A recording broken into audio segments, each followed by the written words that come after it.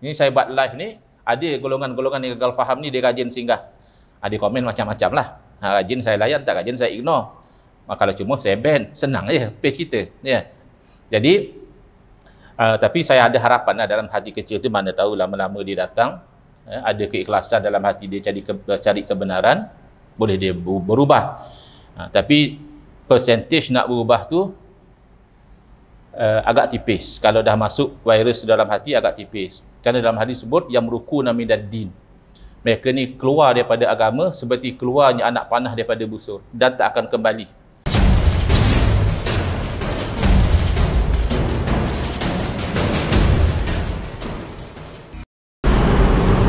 Assalamualaikum warahmatullahi wabarakatuh. Bismillahirrahmanirrahim. Alhamdulillahi rabbil alamin. Wa afdalus salati wa atammu taslimi ala sayyidina Muhammadin wa ala alihi wa sahbihi ajma'in. Rabbi shrah li sadri wa yassir li amri wahlul 'uqdatam min lisani yafqahu qawli. Subhanaka la ilma lana illa ma 'allamtana innaka antal alimul hakim.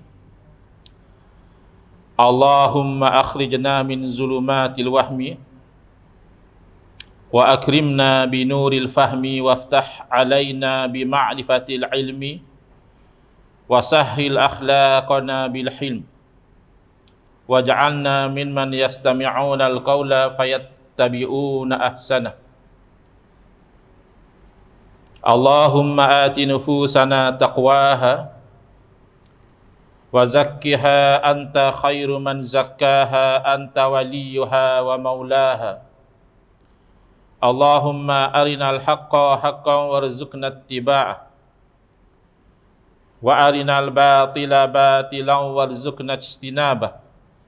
Allahumma anfa'na bima 'allamtana wa 'allimna ma yanfa'una wa zidna ilman wa huda amma ba'd. Alhamdulillah, muslimin, muslimat, hadirin hadirat yang saya hormati, moga-moga kita semua dirahmati dan diberkati oleh Allah Subhanahu wa taala.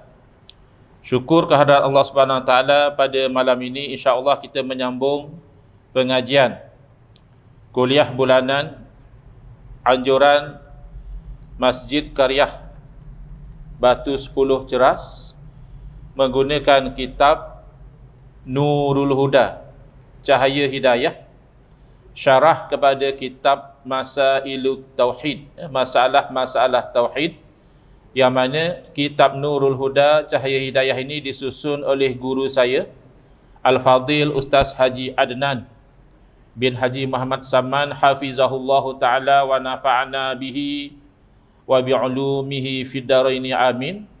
Mensyarahkan kitab ayahanda beliau dan juga guru saya almarhum Tuan Guru Haji Muhammad Saman Kati rahimahullahu ta'ala wa nafa'ana bihi wa bi'ulumihi fid dharaini amin. Kita sampai ke muka surat 9 ya. Masih lagi di dalam rangka menerangkan mabadi ilmu tauhid yang 10, iaitu kita telah huraikan dalam kuliah yang lalu al-mabda'ul awal. Permulaan yang pertama adalah hadduhu. Apakah had, yakni pengertiannya ilmu tauhid, atau mungkin dalam bahasa yang lebih mudah difahami di zaman kita, apa ta'rif ilmu tauhid, apa definisi ya, ilmu tauhid. Jawapan, adapun had atau pengertian ilmu tauhid atau definisi atau ta'rif itu ialah diketahui dengan dia bahawa sesuatu itu satu. Itu dari segi bahasa. Dan pada istilah, iaitu ilmu yang membahaskan, yang membincangkan beberapa aqaid agama. Aqaid di situ plural kepada aqidah, iaitu simpulan-simpulan keyakinan yang berkaitan dengan agama, yang mana keyakinan ini bukan hanya ikut taklid buta kepada apa yang dipercayai oleh nenek moyang, tidak, tetapi didatangkan dengan beberapa dalil yang yakin. Kenapa dalil dalam ilmu tauhid mesti yakin? Kerana standard dalam ilmu tauhid juga mesti yakin. Berbeza dengan amalan dalam ilmu fiqh, itu memadai dengan ghalabatuz zon, memadai dengan berat sangkaan, tak yakin tapi sangkaan tu berat ke arah ya. Dalam bab fiqh sudah memadai. Saya bagi contoh, mungkin ada yang masih ingat, umpama kita solat fardu maghrib sebentar tadi, syarat sahnya mestilah menghadap kiblat. Kiblat adalah Kaabah, Baitullah. Padahal kita duduk di Malaysia, jauh. Kalau lari 1 sentimeter pun sudah lari jauh, ya. Jadi bila kita menghadap ke arah sini, nak kata kita yakin, tak boleh. Yang betul-betul yakin menghadap kepada Baitullah adalah orang yang sembahyang di hadapan Kaabah. Dia tak ragu-ragu, memang dia sedang menghadap kepada Baitullah. Habis macam tu tak sahlah kita sembahyang sebab tak yakin. Masih sah kerana dalam bab amalan tidak memerlukan standard yakin. Standard berat sangkaan itu sudah memadai. Jadi sebab itulah kita menolak sikap dan pembawaan setengah golongan yang mana mereka itu suka bermain-main dengan ayat mutasyabihat. Ayat-ayat yang ada kesamaran, yang mana secara zahir perkataan boleh memberi gambaran seolah-olah Allah Subhanahu Wa Taala itu sama seperti makhluk juga. Jadi golongan inilah, ya, mereka ini suka sekali mempertikaikan apa yang dipegang oleh ahli sunnatil wal jamaah, akidah yang diwarisi daripada Rasulullah sallallahu alaihi wasallam, dan itulah akidah semenjak daripada zaman Nabi Adam alaihi salam, kerana akidah tidak berubah. Berbeza dengan syariat, boleh jadi berbeza syariat seorang rasul dengan syariat rasul yang lain, ada perbezaan. Akidah tidak pernah berubah. Sebab itulah dalam akidah kita kena cermat, na'udzubillah, supaya kita itu tidak terjerumus di dalam bid'ah. Bukan ke ustaz yang selalu duduk ceramah sana sini, duduk pertahankan bid'ah hasanah. Ada bid'ah yang baik, ya betul, tetapi yang kita cerita bid'ah hasanah itu bukan dalam akidah. Dalam amalan, banyak amalan-amalan yang tidak berlaku di zaman Nabi SAW. Apabila kita ukur dengan ukuran dalil, bila kita suluh dengan suluhan syarak, kita dapati selari, tidak bercanggah.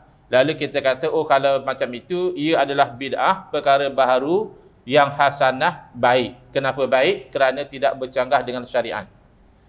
Bolehkah bid'ah dalam akidah jadi baik? Kalau kita faham makna bid'ah, tak mungkin. Kerana bid'ah itu maknanya sesuatu yang baharu. Baharu berarti akidah itu berbeza dengan akidah Nabi sallallahu alaihi wasallam. Kerana kalau akidah itu sama seperti akidah Nabi sallallahu alaihi wasallam, maka tidak dinamakan bid'ah. Bolehkah akidah yang berbeza dengan akidah Nabi sallallahu alaihi wasallam jadi baik? Tak mungkin. Maka sebab itulah bid'ah di dalam akidah paling tidak membawa dosa yang besar. Dan dibimbangi sebahagian daripada bid'ah dalam akidah bahkan membawa kepada kufur. Na'udzubillah, ya, sampai terkeluar dari Islam. Sebab itu yang kita pulun, alhamdulillah, ya, di sini masjid jemput untuk baca kitab akidah. Tak semua masjid berminat nak suruh ustaz baca bab akidah kerana dia kata berat sangatlah ustaz. Heavy sangatlah tajuk ni. Ya, heavy tak heavy, ini yang kita perlu ketahui. Dan yang heavy itu mungkin yang level fardu kifayah. Yang level fardu ain nak lepas diri masing-masing, insya-Allah tak heavy mana. Kita percaya kepada kewujudan Allah Subhanahu Wa Taala dan bahawa Allah Taala bersifat dengan segala sifat kesempurnaan. Maha suci Allah daripada sebarang kekurangan. Maha suci Allah daripada menyerupai makhluk. Dah selesailah fardu ain kita. Mana dalil? Tengoklah pada alam ni. Takkanlah alam terbentang luas ini terjadi dengan sendiri. Alangkah diri kita yang satu orang ini pun tidak terjadi dengan sendiri. Yang pasti kita tidak menciptakan diri kita sendiri, mustahil. Ibu bapa kita tidak menciptakan kita. Mereka hanya usaha ikhtiar saja, berkahwin, ya, bersama. Ada yang dapat anak, ada yang tidak dapat anak. Kalau begitu, kewujudan kita siapa yang wujudkan? Rupa paras kita siapa yang tentukan? Kita daripada bayi menjadi kanak-kanak, muda, remaja, dewasa, tua, meninggal dunia, siapa yang aturkan? Bahkan kita kalau boleh nak hidup sihat, ada masanya kita sakit, siapa yang tentukan? Setelah kita berobat, ada yang sembuh, ada yang tak sembuh, siapa yang tentukan? Cukuplah, lepaslah fardu ain kita. Tapi kalau sudah pergi kepada pendetailan, apakah yang dikatakan menafikan kam, yang muttasil, yang munfasil, apakah ta'alluq suluhi qadim, apakah ta'alluq tanjizi hadis, itu kan bagi sebagian orang agak berat. Kenapa? Pertama, istilahnya kita tidak biasa dengar. Kedua, mungkin penerangannya itu lebih bersifat sesuatu yang teori. Bukan teori maksudnya benda itu tidak betul. Maksudnya benda itu tak nampak depan mata. Kalau fiqh nampak depan mata. Ajar cara semayang kita dah biasa tengok. Oh, macam tu semayang tak betul rupanya. Oh, mengaji ni baru tahu. Cara sujud yang betul macam ini. Ya, cara Fatihah yang betul macam ini. Itu kan senang. Tapi oleh kerana akidah ini, tidak semua perkara itu kita boleh lihat dengan mata kepala kita, maka itu kadang-kadang dirasakan seolah-olah berat. Apapun dalil mesti yakin. Tak boleh kita itu jadikan ayat mutasyabihat sebagai dalil akidah. Di sinilah golongan yang gagal faham, ya. Mereka ini selalu menslogankan, kenapakah kami ini ditolak? Kenapakah kami ini dia label macam-macam? Padahal apa yang kami pegang Quran dan Sunnah. Tidak masalah, kita pun pegang Quran dan Sunnah, bukan kamu seorang saja. Bahkan umat Islam semenjak daripada zaman Nabi Muhammad SAW juga, asalkan dia orang Islam yang tidak murtad, yang tidak zindik, dia pasti mahu berpegang dengan Quran dan Sunnah. Tapi berpegang dengan Quran dan Sunnah itu ada cara dia, ada kaedah dia, ada konun dia. Jadi kalau kamu nak berpegang dengan Al-Quran di dalam bab akidah, pastikan standard Al-Quran itu adalah standard yang yakin. Quran kot Ustaz? Boleh pula Quran tak yakin? Yakin tak yakin dilihat daripada dua sudut. Sudut yang pertama, adakah kita yakin bahawa sesuatu yang disampaikan kepada kita atas nama Al-Quran itu memang Al-Quran yang datang daripada Rasulullah SAW, yang mana baginda mendapat wahyu daripada Allah Subhanahu Wa Taala, ataupun entahkan bukan begitu? Itu persoalan nombor satu. Jawabnya, ya, kita yakin memang yang dikatakan Al-Quran itu memang Al-Quran yang datang daripada Rasulullah SAW, yang mana baginda menyampaikan daripada wahyu yang diwahyukan kepada baginda. Kenapa kita yakin? Mana tahu orang reka-reka saja, bukan Nabi yang sampaikan Al-Quran macam itu? Tak mungkin. Kenapa?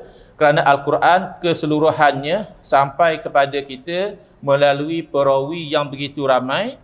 Sekira-kira mustahillah seramai itu perawi pakat tersilap, pakat terlupa, tak mungkin. Al-mutawatiru yufidul qat'a. Sesuatu perkhabaran yang telah sampai secara mutawatir menatijahkan putus, tak ada ragu-ragu, atau disebutkan al-mutawatiru yufidul yakin. Kalau sudah mutawatir, natijahnya kita sudah yakin. Bukan Quran saja, bahkan perkhabaran-perkhabaran biasa pun kita akan jadi yakin kalau sampai secara mutawatir kepada kita. Saya tanya kepada Tuan Haji, ya, siapakah Presiden Amerika Syarikat sekarang ni? Nama apa? Kata orang negeri orang mana? Biden nama dia. Biden, ya? Joe Biden ke apa? Betul ke dia? Takkan orang lain? Ya tak, Ustaz, memang dia. Macam mana kita yakin beliau tu Presiden Amerika Syarikat sekarang, padahal kita tak hadir pun dia punya majlis pelantikan dia, kita tidak tengok pun watikah pelantikan dia. Oh, sebab satu dunia kot cerita benda yang sama. Takkan satu dunia pakat menipu semua. Takkan satu dunia ni pakat tersilap semua. Maka khabar itu walaupun bukan Al-Quran, bukan hadis, kita tidak ragu-ragu kerana sampai kepada kita melalui jalan yang mutawatir. Maka daripada sudut yang disebut sebagai subut, ya, maka Al-Quran qat'iyyus subut. Al-Quran pasti sabit daripada Nabi SAW, tidak boleh diragu-ragukan. Sebab itu ada sebahagian daripada Syiah yang ulu, mereka telah terkeluar dari Islam. Kerana apa? Mereka kata Al-Quran yang ada pada umat Islam sekarang ni bukan Al-Quran yang asli. Ini taksub politik asalnya. Taksub kepada Sayyidina Ali karamallahu wajhah, okey, sokong Sayyidina Ali tak ada masalah. Sayyidina Ali sahabat Nabi yang mulia.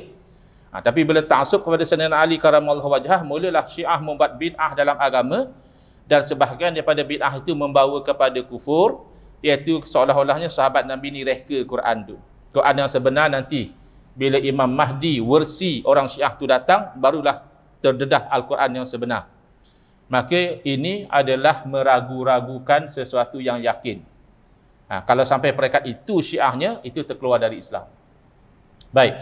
Jadi Al-Quran daripada sudut subut tidak ada yang ragu-ragu, sedangkan hadis Nabi SAW, sebahagian hadis sampai kepada kita secara mutawatir. Ramai sekali perawi yang meriwayatkan hadis yang sama. Sama ada mutawatir dari segi lafaz, yang sebiji macam tu pun ramai perawi yang meriwayatkan, atau yang lebih banyak lagi mutawatir dari segi makna.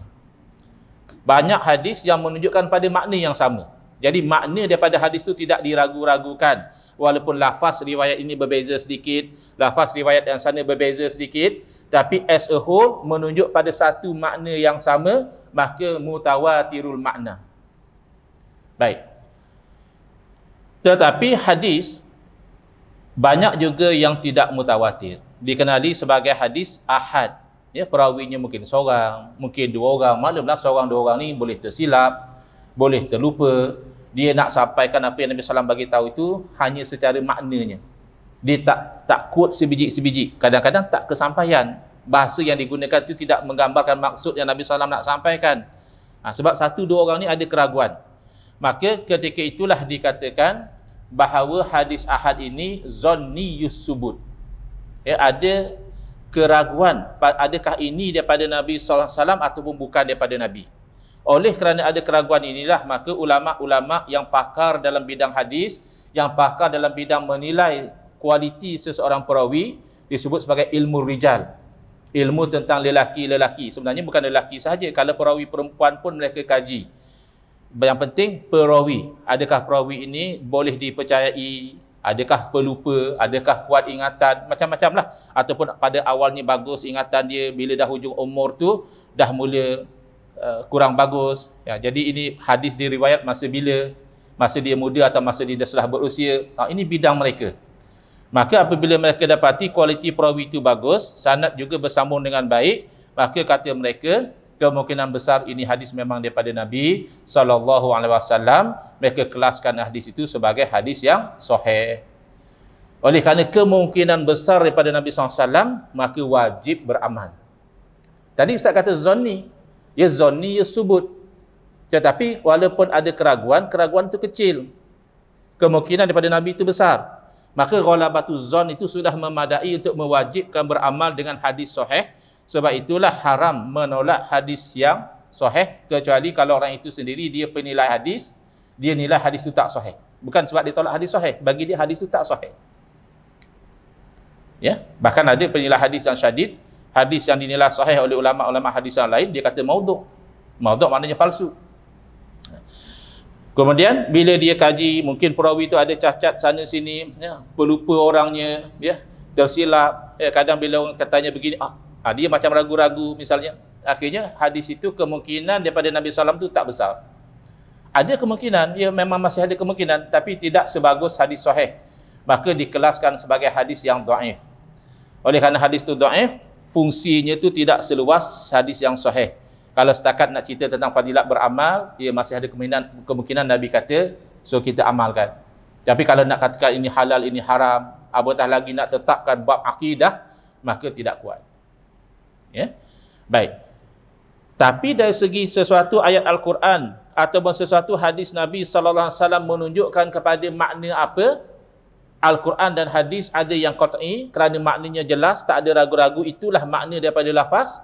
Quran dan hadis juga ada yang zanni, daripada sudut lafaz menunjukkan kepada makna apa. Kalau masih ingat, saya beri contoh yang mudah dalam kuliah yang lalu, ayat Al-Quran, wal mutallaqatu yatarabbasna bi anfusihinna salasata quru. orang perempuan yang diceraikan oleh suami hendaklah beriddah selama 3 kuruk. Salah satu itu dilalah dia, namanya dilalah ya. Yang tadi subut daripada Nabi atau bukan.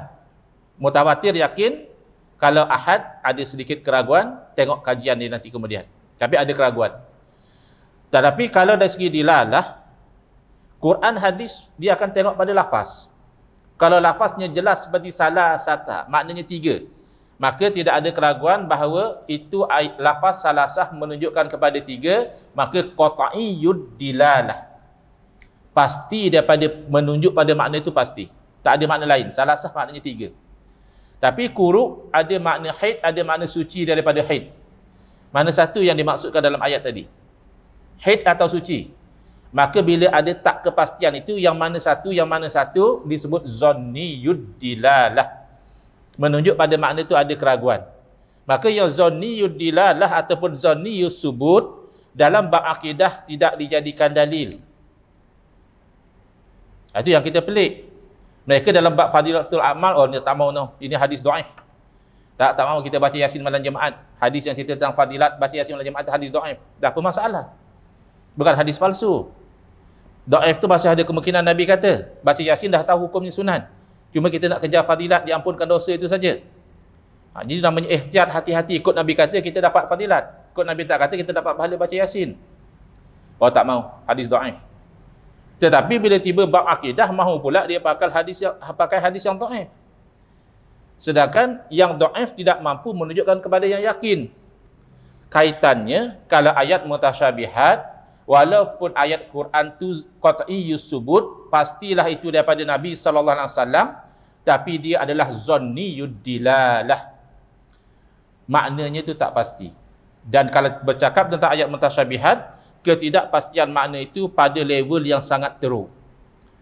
Ya, dia dilalah ni dia ada yang terang, dia ada level yang sangat terang, yang kurang sikit, dia ada level yang kabur. Ada 4 level dia. Level mutasyabihat ni level yang bawah sekali. Makanya ayat mutasyabihat tidak dijadikan dalil dalam bab akidah. Kalau tak tu jadi terlagu. Tuhan bertempat di atas arasy. Tuhan ada anggota tangan tapi tak sama seperti anggota tangan makhluk. Tak Ustaz, kami tak kata yadun dengan makna anggota tangan. Kami hanya isbatkan tangan dengan makna yang layak dengan Allah. Itu tak apa. Tu pun kalau kita kata boleh terjemah yadun dengan makna tangan. Sebab bila bahasa ni kadang maknanya tu berbeza. Yadun dalam bahasa Arab luas, dalam bahasa kita pun sebenarnya luas. Yadun boleh dengan tangan, boleh dengan makna kata anggota, boleh dengan makna pertolongan, hulurkan tangan, boleh dengan makna kata kuasa, bukan dalam tangan saya, bukan dalam kuasa saya, dan pelbagai. Kalau memang kamu isbatkan yadun semata-mata dan kamu yakin makna tu bukan makna anggota tangan, makna mestilah makna yang layak dengan Allah, itu kita kata. Tapi kalau kamu maksudkan yadun itu adalah anggota tangan, tinggal lagi anggota tangan Allah tak sama dengan anggota tangan makhluk, itu masalah. Puncanya kenapa? Tak faham bahawa dalil dalam bab akidah mesti yakin. Ini saya buat live ni, ada golongan-golongan yang gagal faham ni, dia rajin singgah. Ada komen macam-macam lah. Rajin saya layan, tak rajin saya ignore. Kalau cuma saya ban, senang je page kita. Ya. Jadi, tapi saya ada harapan dalam hati kecil tu, mana tahu lama-lama dia datang, ada keikhlasan dalam hati dia cari kebenaran, boleh dia berubah. Tapi persentage nak berubah tu agak tipis. Kalau dah masuk virus dalam hati agak tipis. Kerana dalam hadis sebut yang merukuna minad din. Mereka ni keluar daripada agama seperti keluarnya anak panah daripada busur dan tak akan kembali. Kecuali anak panah tu boleh kembali balik, patah balik masuk dalam busur dia. Anak panah kalau dilepas dia tak kembali dah. Begitu. Tapi tak mustahil. Ya, hidayah Allah boleh datang. Ya. Dan memang ada kawan-kawan kami yang dahulu dia terpengaruh dengan fahaman-fahaman macam ini. Setelah dia mula mengaji dengan lebih luas dan mula buka fikiran dan sebagainya, dia berubah. Ada ya. Jadi kita tidak menutup harapan yang demikian. Baik. Had itu juga bermaksud sempadan. Dia kata hudud. Hudud itu sempadan. Kalau kita pergi ke negara-negara Arab, dia akan tulis itu hudud. Maknanya sempadan. Sempadan daerah ataupun sempadan negeri atau negara. Yakni sesuatu ilmu itu ada sempadan atau daerahnya. Sesuailah dengan definisi. kan definisi dia mestilah exhaustif dan juga dia mestilah eksklusif. Dengan definisi itu dia keluarkan apa-apa yang tak sepatutnya, dan inklusif, dia akan masukkan semua yang layak dengan takrif tu. Takrif yang bagus dalam bahasa Arab dipanggil jami' mani'. Jami' maknanya semua yang layak dalam takrif tu akan masuk dengan takrif tu. Mana takrif tu bagus. Tapi dalam masa sama dia mesti mani', dia kena cegah mana-mana yang tak layak jangan masuk dalam takrif tu. Maka sesuailah disebut sebagai sempadan. Jadi kalau dalam ilmu tauhid, sempadannya itu dalamnya itu ada bab ketuhanan, bab kerasulan serta lain-lain rukun iman. Ia tidak melampaui kepada hukum solat, muamalat dan sebagainya. Tapi ini bukan ilmu agama ke Ustaz? Ya, ilmu agama. Tapi kalau kamu tanya tauhid, belajar tauhid, kita tak belajarlah bab hukum solat, hukum jual beli, ya, hukum nikah kahwin. Habis tak perlu belajar? Perlu. Nak ceritanya itu bidang lain. Namanya ilmu fiqh. Atau orang Melayu sebut fiqh. Kalau ilmu tauhid, dia fokus kepada keimanan. Begitulah juga sebaliknya. Baik. Soalan. Apakah hantaran ilmu tauhid ini? Dia ambil daripada perkataan bahasa Arab, maudhu'. Ya? Jadi dia termah sebagai hantaran. Ya? Ma'al ihtiram, dengan menghormati. Mungkin istilah hantaran ini sudah agak ketinggalan zaman. Kita akan rasa something else. Hantaran, kalau zaman kita ni, kita bayang macam yang orang duk bawa masa kahwin tu. Berapa hantaran? Itu yang kita bayangkan. Maka istilah yang mungkin lebih cepat memahamkan kita, maudhu' adalah subject matter ataupun scope ataupun fokus perbincangannya apa, subject matternya apa. Ya, baik. Maka yang dibincangkan dalam ilmu tauhid ini adalah zat Allah Subhanahu wa taala dan zat segala rasul alaihi wassalatu wassalam, iaitu daripada pihak, yakni dia pada sudut mana yang wajib dari segi akal mesti ada pada Allah, tak mungkin Allah tidak begitu. Mana yang mustahil, tak mungkin ada pada Allah yang demikian itu. Misalnya lupa. Ada tak lupa pada Allah? Kalau pada manusia biasa. Tapi Allah juga lupa. Mustahil. Tuhan pula boleh lupa. Tapi kan dalam Al-Quran Allah ada berfirman, nasullaha fanasiyahum. Mereka lupa akan Allah, lalu Allah pun lupa akan mereka. Tu kita kata tak boleh tafsir Quran secara zahir semata-mata. Kalau kamu tafsir Quran secara zahir semata-mata, lupa dengan makna tak ingat, makna Allah bersifat dengan sifat kekurangan. Mustahil.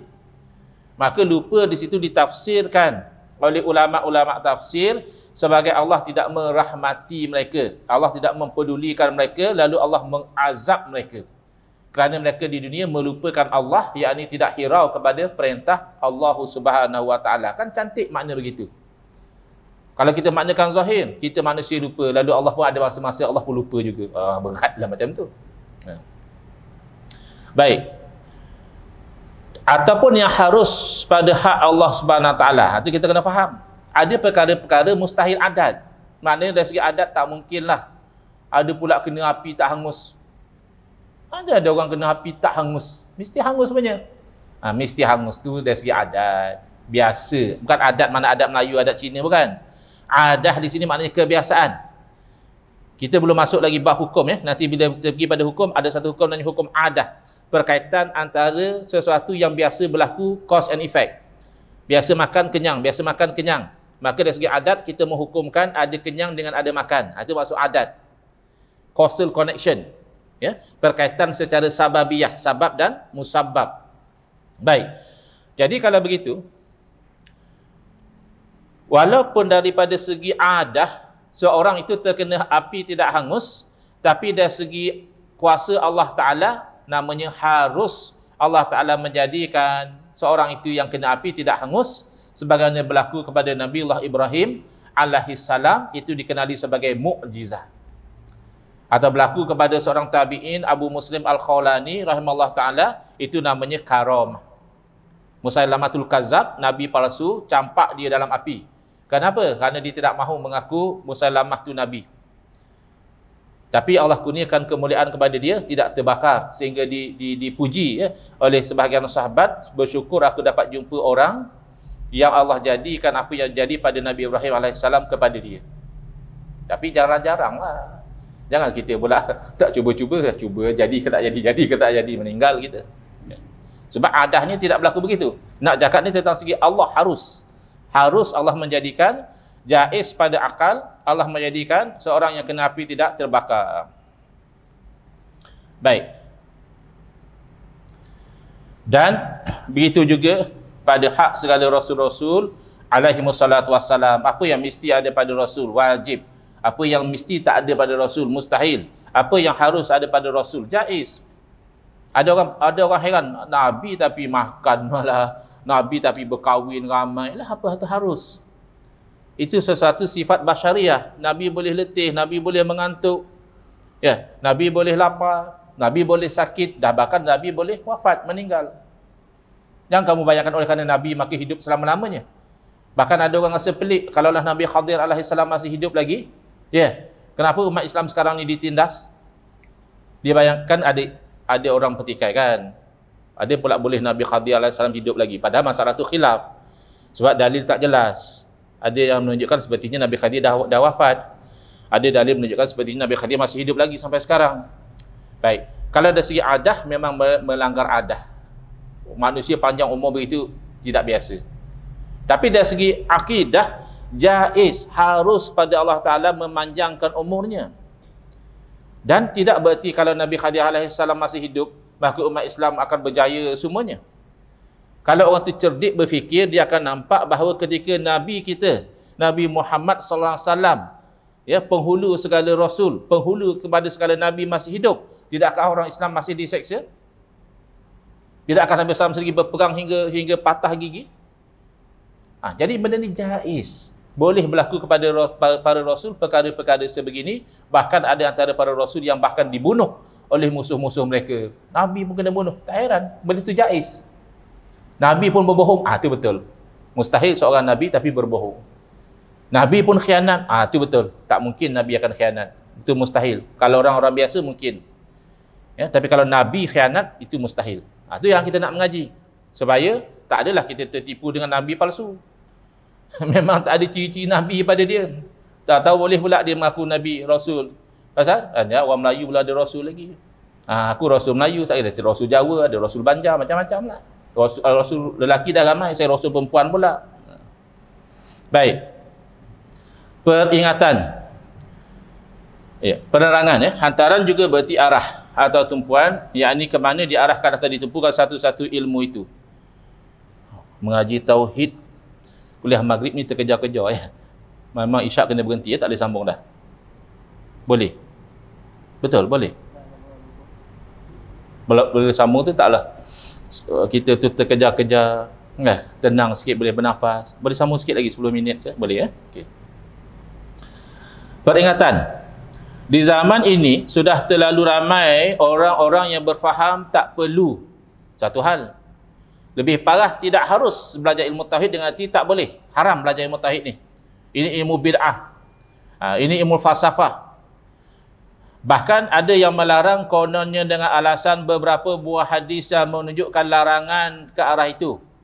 Misalnya, hadis yang diriwayatkan daripada Abu Zar dan Ibn Abbas radhiyallahu anhuma yang bermaksud berfikirlah pada makhluk Allah dan jangan berfikir pada Allah. Tafakkaru fi khalqillah wala tafakkaru fillahi fatahliku. Nanti kalau kamu berfikir pada zat Allah, binasa kamu. Tapi nak berfikir pada makhluk Allah. Jadi dia kata kalau kamu belajar tauhid, kamu langgar hadis ni.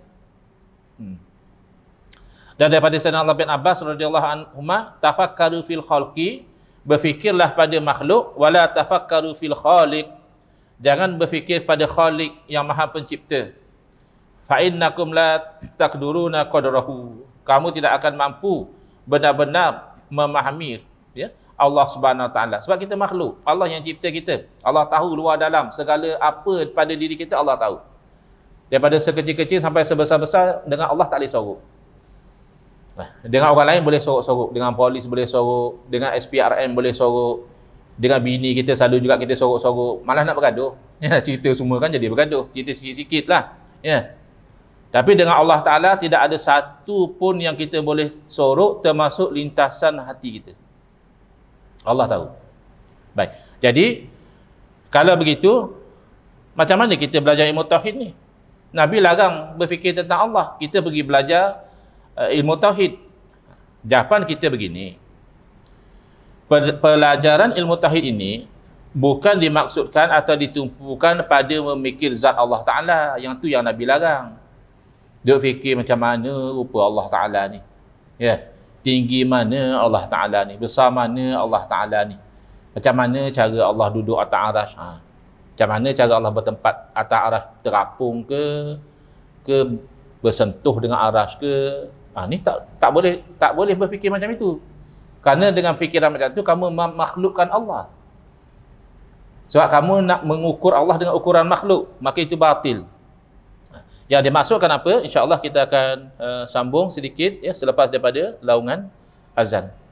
Silakan.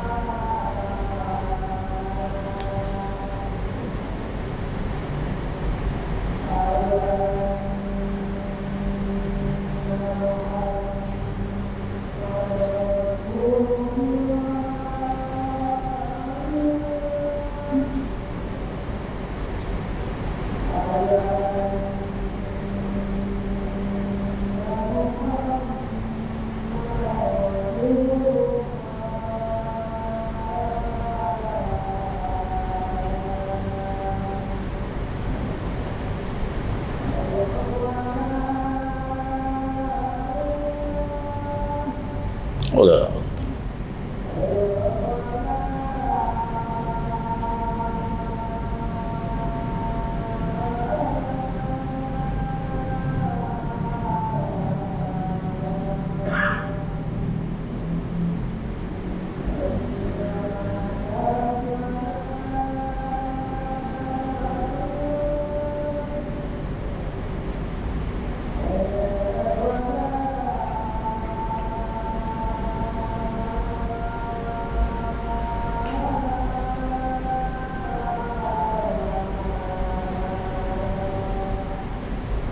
Allah.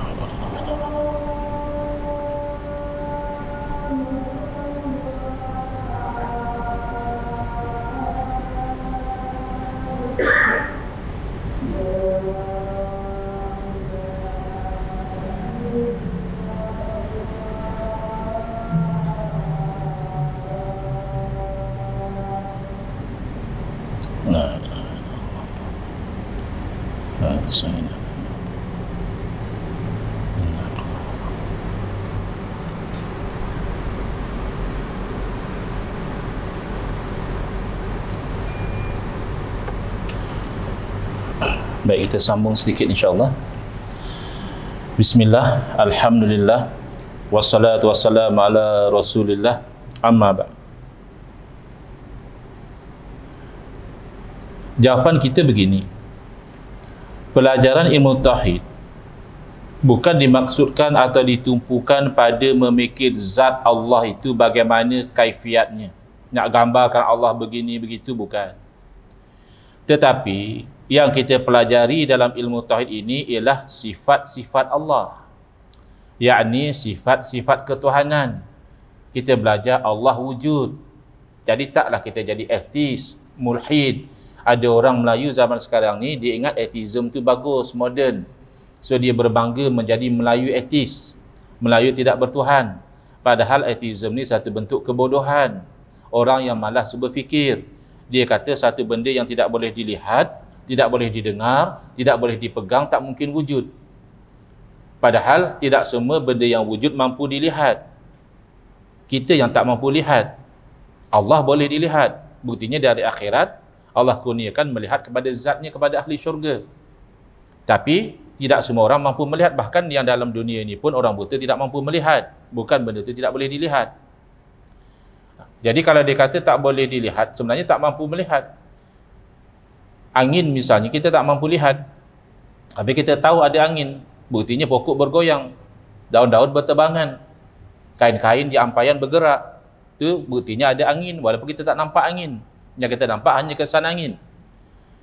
Kemudian kita tidak nampak apa yang namanya gelombang radio. Radio wave kita tak nampak. Tapi dalam ruang masjid ini penuh dengan gelombang radio. Kalau tak percaya, kita ambil satu radio yang elok, yang tak rosak, yang ada bateri, kita pasang kena dengan stesen, ada bunyi macam-macam. Ada bunyi berita, ada bunyi lagu, ada bunyi ceramah. Ya. Itu macam mana boleh connect dengan bunyi itu? Sebab gelombang tu ada. Tapi kita cuma tak nampak. Demikian mikroorganism. Kalau dengan mata kasar kita tak boleh nampak apa yang ada tu, yang kita duduk sanitize lah apa. Kalau nampak COVID tu macam kucing datang lah, senang. Kita halau keluar. Ya. Ini jemaah yang tak pasal dihalau. Kenapa? Tak bawa sejadah. Ya. tak pakai mask. Sebab COVID-nya tak nampak. Kalau nampak COVID, ya, COVID tu ada belakang haji. Haji ada COVID hari ni kat belakang tu. Balik dululah. Ya, tak nampak. Itu yang kita ambil langkah berjaga-jaga. Dan boleh dilihat kalau pakai mikroskop yang cukup power dia. Maka orang etis malas berfikir. Dia simplistik. Dia kata tak nampak Allah, maka tak ada Allah. Jadi kamu yang tak nampak bukan berarti tak ada. Kadang kalau kamu melihat dengan mata hati kamu, diri kamu itulah bukti paling besar Allah wujud. Kerana kamu wujud selepas kamu tak wujud. Bukan kamu wujud dari asal. Sesuatu yang wujud selepas tiada, mestilah diwujudkan. Kamu mewujudkan diri kamu tak mungkin. Kerana untuk mewujudkan, kamu mesti wujud dulu. Kalau kamu dah wujud, apa perlu diwujudkan lagi? Dan tidak ada orang lain yang mewujudkan kamu. Pernah cek upah penyiasat persendirian, cek siapa sebenarnya yang wujudkan saya dulu. Saya elok-elok tak ada kat dunia ni, ada kat dunia macam-macam lah. Ya, COVID pun susah, vaksin pun susah katanya. Ada yang vaksin sakit urat lah macam-macam. Ya, kalau tak vaksin kan kena COVID-19 kata teruk juga. Siapa yang adakan aku ni? Itu buktinya ada Allah. Baru kamu lihat pada diri kamu satu saja. Belum lihat kepada sistem laut, sistem bumi dan sebagainya. Ya. Jadi kita belajar sifat Allah wujud. Dan nanti akan ada orang yang tanya, dah kalau Allah wujud, siapa yang wujudkan Allah? Kita belajar sifat Allah kidam. Kidam berarti Allah wujud tanpa ada permulaan. Bukan kita fikir zat Allah. Jadi ada golongan yang gagal faham. Kebelakangan ni mereka banyak guna nama Abu. Tapi tak adalah nama Abu mesti gagal faham. Jangan salah faham ya. Ada orang nama Abu, Ustaz sebut nama aku pula, bukan. Tapi yang gagal faham entah mata dia minat letak nama Abu ni, Abu itu, ya. Mungkin nak rasa macam Arab. Ya, dia bukan mesti nama Abu baru pandai. Ya, ada Abu yang pandai seperti Abu Bakar As-Siddiq radhiyallahu anhu, ada Abu yang jahil seperti Abu Jahal dan Abu Lahab. Tak nampak hidayah, tak dapat berfikir walaupun Nabi SAW depan mata mereka. Tu orang yang tak faham, dia kata mana ada berkat-berkat. Ya, kalau berkat dapat kebaikan daripada rambut Nabi SAW, ya. Daripada Nabi pun tak dapat berkat. Jangan pada rambut Nabi. Sebab orang itu sendiri tidak memandang Rasul sebagai Rasul. Abu Lahab, Abu Jahal pada Nabi sebagai anak yatim, orang miskin, tak ada kedudukan, maka tak dapat barakah. Tapi Sayyidina Abu Bakar As-Siddiq radhiyallahu anhu memandang Nabi SAW sebagai orang yang benar, orang yang jujur, orang yang amanah, apa yang dia cakap mesti betul, maka dapat barakah. Sayyidina Umar radhiyallahu anhu memandang Nabi SAW dengan dua pandangan yang berbeza. Satu masa Sayyidina Umar radhiyallahu anhu memandang Nabi SAW sebagai pemecah belah masyarakat. Lalu tidak ada barakah. Apa yang Sayyidina Umar nak buat, nak bunuh Nabi. Tapi berkat surah Taha, beberapa ayat daripada surah Taha memasukkan cahaya hidayah ke dalam hati Sayyidina Umar radhiyallahu anhu. Lepas itu dia memandang Nabi SAW sebagai seorang Rasul, berubah total Sayyidina Umar menjadi orang yang Allah muliakan Islam dengan sebab beliau. So macam mana orang itu melihat sesuatu itu memberi kesan sama dia dapat barakah atau tidak barakah, walaupun insan itu memang insan yang mubarak, yang sangat diberkati, Sayyidina wa Habibina Muhammad sallallahu alaihi wasallam.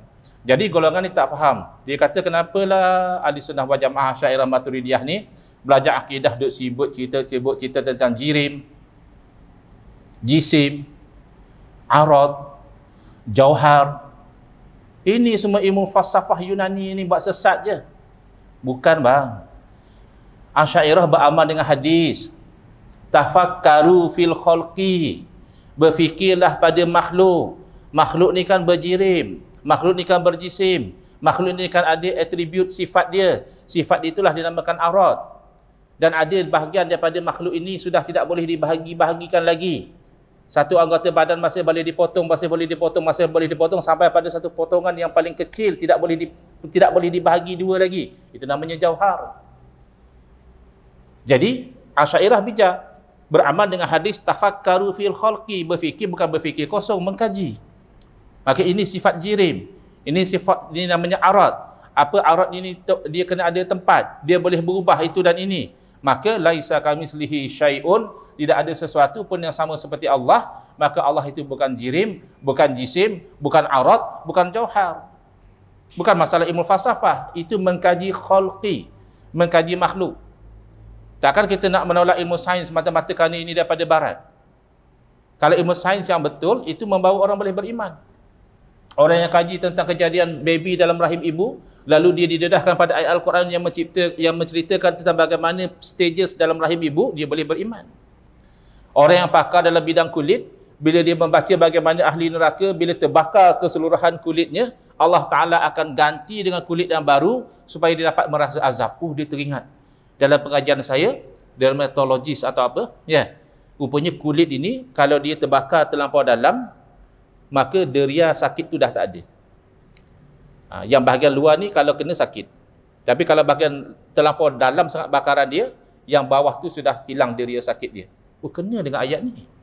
Rupanya kalau kulit orang ahli neraka terbakar hangus, Allah ganti kulit baru, tujuannya semata-mata supaya dia merasa azab. Kalau tak ganti kulit baru, dia dah tak rasa lagi pedih kebakaran itu. Boleh beriman dia. Jadi kaji kulit ni bukan daripada termasuk tafakkaru fil khalqi. Ini ilmu barat. Ya ilmu barat, tapi ada kaitan dengan khalqi. Kaji tentang biologi ilmu barat bukan masalah ilmu barat dan ilmu timur. Kebenaran itulah yang dikatakan Islam, baik yang kaitannya dengan urusan makhluk, apatah lagi kaitannya dengan urusan Khaliq Allahu Subhanahu wa taala. Hadza wabillahi taufiq wal hidayah. Wassalamualaikum warahmatullahi wabarakatuh. Insya-Allah kuliah akan datang kita akan pergi kepada siapakah yang menghantarkan, yakni menyusun ilmu tauhid ini. Bismillahirrahmanirrahim. Alhamdulillahirabbil alamin.